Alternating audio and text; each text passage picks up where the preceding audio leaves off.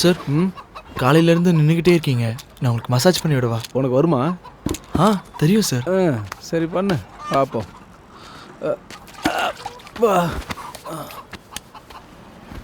சாயங்காலம் ஆயிடுச்சு, ஒருத்தன் கூட காலை இப்படி வைங்க சார்.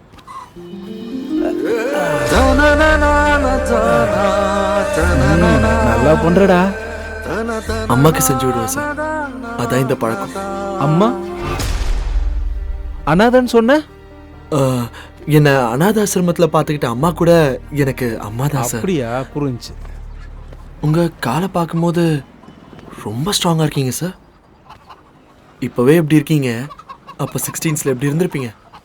அதெல்லாம் ஒரு ஸ்வீட் மெமரிஸ்ரா. கடவுள்கிட்ட வரம் கேட்டா அவர் என்ன கொடுக்குறாரோ அதை சந்தோஷமா ஏற்றுக்கணும். வேற ஏதாவது ஆசைப்பட்டா இதான் கேதி. பழைய கதையை ஞாபகப்படுத்தாதரா. அதெல்லாம் மறந்து பல வருஷம் ஆச்சு. வந்த வேலையை பாடுறா.